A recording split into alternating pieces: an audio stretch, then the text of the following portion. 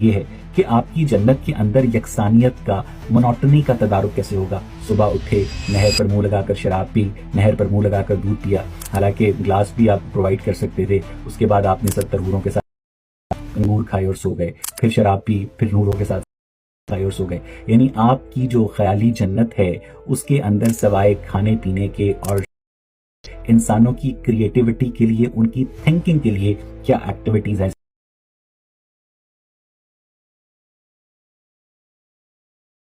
ویسے اقبال صاحب، شاید آپ نے وہ مشہور کہاوت سنی ہو، بندر کیا جانے ادرک کا سواد۔ بات سیدھی سی ہے، جو لوگ اپنے نفس کے پیچھے بھاگ رہے ہوں اور دنیا کی چمک نے جن کی آنکھوں پر پردہ ڈال رکھا ہو، ان کی یہ ساری من گھڑت باتیں اور گھما پھرا کر پیش کیے گئے دلائل بس اپنی انا کو سہارا دینے کے لیے ہوتے ہیں۔ قرآن کریم سے ان کا دور دور تک کوئی تعلق نہیں۔ اصل مسئلہ یہی ہوتا ہے کہ انہیں سمجھ ہی نہیں آتی کہ جنت ہے کیا۔ آئیے میں ذرا آپ کو سمجھاؤں، یہ پردہ ہٹاؤں کہ جنت ہے کیا۔ ذرا سوچیں، ایک انسان کو پرسکون اور خوش رہنے کے لیے کیا چاہیے؟ ذہنی سکون، صحت مند جسم، محفوظ ماحول، محبت، رشتے، جذباتی توازن، فکری مصروفیت اور روحانی مقصد۔ لیکن دنیا یہ سب کچھ ایک ساتھ نہیں دیتی۔ ہر نعمت کے ساتھ کوئی نہ کوئی کمی، کوئی ٹوٹا ہوا کنارہ ضرور ملتا ہے، کیونکہ یہ دنیا ایک امتحان ہے۔ کبھی کسی کو مکمل جہاں نہیں ملتا، کہیں زمین کہیں آسمان نہیں ملتا۔ قانون فطرت یہی ہے، انکمپلیٹ ورڈ، انکمپلیٹ پیس۔ اور یہی وہ جگہ ہے جہاں قرآن کریم ہمیں جنت کی تصویر دکھاتا ہے۔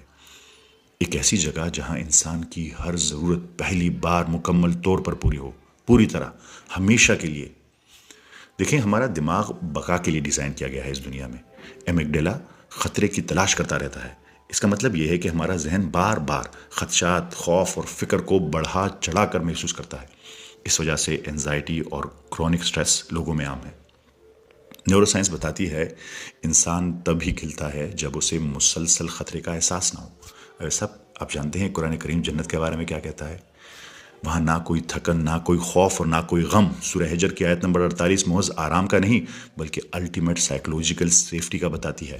وہ کیفیت جہاں خوف، اضطراب اور خدشات کا وجود ہی ختم ہے۔ جب ذہن کو خطرہ محسوس نہ ہو تو شناخت، محبت اور خوشی کی بلند ترین حالتیں جنم لیتی ہیں۔ دوسری بات، ویسا آپ کو پتا ہوگا کہ ہیومن سیلز میں ایک ایجنگ کلاک لگا ہوا ہے۔ بائیولوجی میں ٹیلومیئر شارٹننگ اور انٹروپی کے اصول کے باعث جسمانی زوال ناگزیر ہے۔ ہمارا جسم ایک جیسا نہیں رہتا، ہم بیمار ہوتے ہیں، درد ہوتا ہے اور آخرکار موت آتی ہے۔ یہ جسمانی حدود، دماغی خوشی اور توانائی کی حد ہے، محدود ہے۔ ہمارے پاس یہ تمام چیزیں محدود ہیں، لیکن قرآن کریم کہتا ہے سورہ بقرہ کی آیت نمبر 25 میں، بسم اللہ الرحمن الرحیم، وَهُمْ فِيهَا خَالِدُونَ، وہ جنت میں ہمیشہ رہیں گے۔ سوچے وہ زندگی جہاں ہڈیوں کی کسک نہیں، دل کی دھڑکنوں کا خوف نہیں، جہاں توانائی ختم نہیں ہوتی بلکہ انسان ایک مسلسل ینگ ایج میں رہتا ہے۔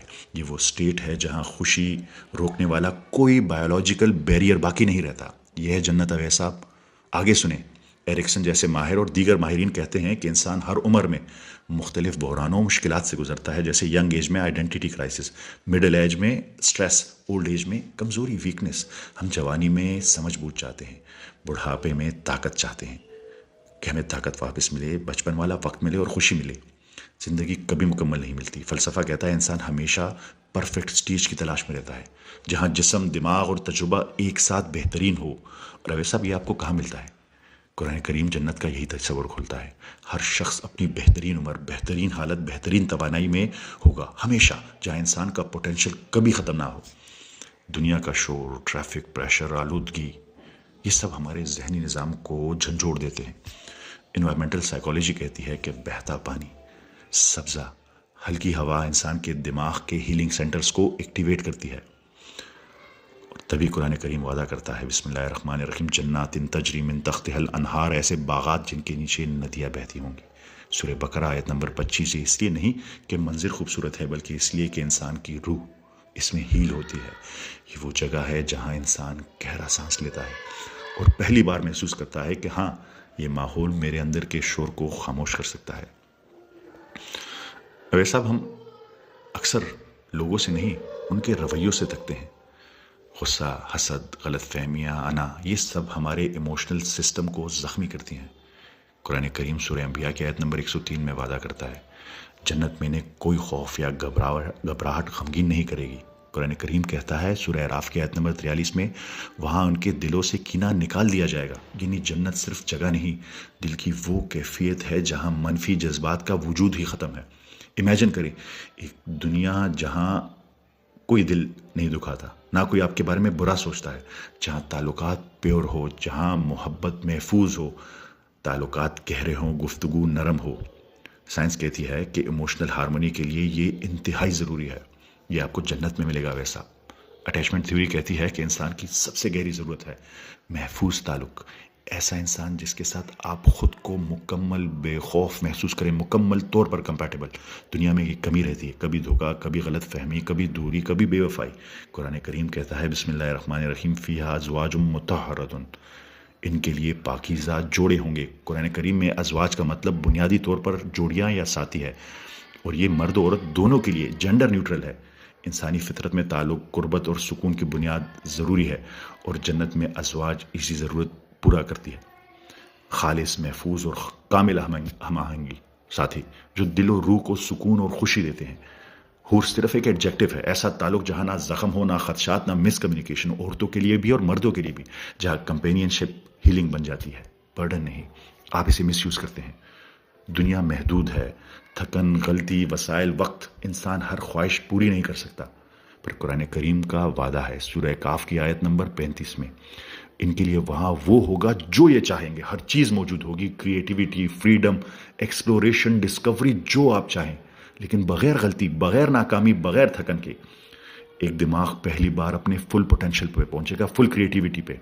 فہیم وہ 17 سال کا بچہ جو پولیو کا مریض ہے، جو کرکٹ کا دیوانہ ہے، وہ جو ہر روز گراؤنڈ کے کنارے کھڑا ہوتا ہے اور دوسرے لوگوں کو کرکٹ کھیلتے ہوئے دیکھتا ہے، اور اپنے ٹک ٹاک پر اپنا نام بھی بابر اعظم رکھا ہوا ہے۔ جب میں کہتا ہوں کہ جنت میں دل کی ہر خواہش پوری ہوگی، تو فہیم کے لیے پورا اسٹیڈیم ہوگا، انٹرنیشنل اسٹیڈیم، جہاں پہ وہ بابر اعظم کی طرح سینچریاں کرے گا، کھیلے گا، اپنی ہر خواہش پوری کرے گا۔ فہیم سن رہے ہیں نا آپ؟ ایسے ہی ہم سب کے دلوں میں جو خواہشات ہیں، آپ کو اللہ تعالیٰ ایک درجے میں کن کی طاقت دے دے گا، جو آپ چاہیں وہ ہوگا۔ میری اپنی تمنا ہے، مجھے اس کائنات سے بہت پیار ہے، مجھے اس آسمان کو دیکھ کر بہت تجسس ہوتا ہے، لیکن یہاں عمر کی کمی ہے، جسم کی حد ہے، سائنس کی موجودہ پہنچ بہت کم ہے، سب راستے میں کھڑے ہیں۔ جنت میں انشاءاللہ نہ عمر کی قید ہوگی، نہ جسم کی کمزوری۔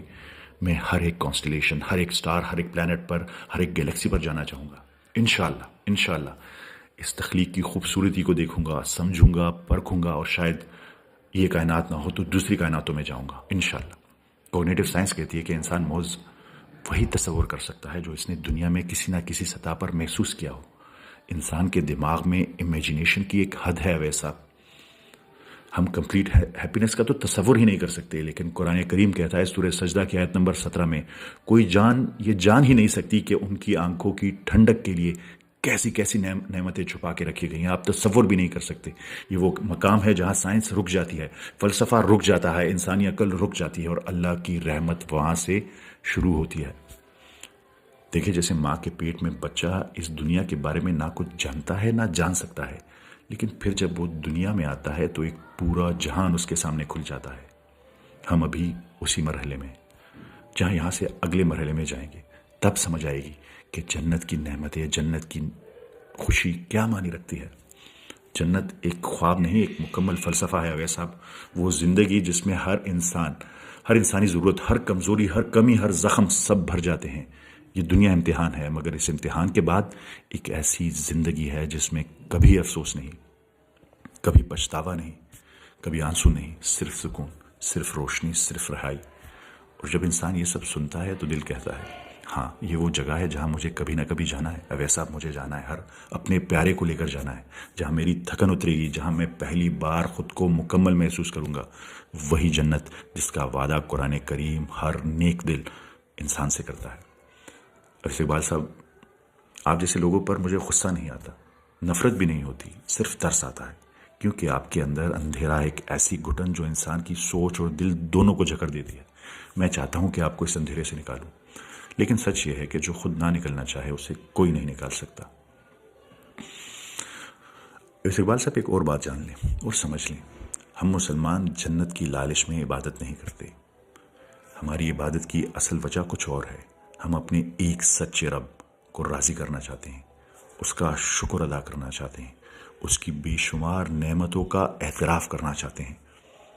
ہم نماز، عبادت، اللہ کی اطاعت اس لیے نہیں کرتے کہ بدلے میں کوئی محل مل جائے. ہم اس لیے کرتے ہیں کہ وہ رب، وہ ایک سچا رب، اور ہم اس کے بندے ہیں. وہ دیتا ہے، ہم شکر بجا لاتے ہیں، وہ بلاتا ہے، ہم سر جھکا دیتے ہیں. جنت تو اس کی رحمت کا ایک تحفہ ہے. اصل مقصد تو اللہ کی خوشنودی ہے. وہی ہمارا آغاز ہے اور وہی ہمارا انجام بھی. میری اللہ سے یہی دعا ہے کہ وہ ہم سب کو ان اندھیروں سے محفوظ رکھے، ہم سے راضی ہو اور ہمیں ایسی روشنی عطا کرے کہ ہم سب انشاءاللہ جنت میں اکٹھے ملے. اویس صاحب، آپ کو یہ احساس کبھی بھی نہ ہو پائے شاید، پر میری دعا ہوگی کہ آپ اس اندھیروں سے نکل سکیں.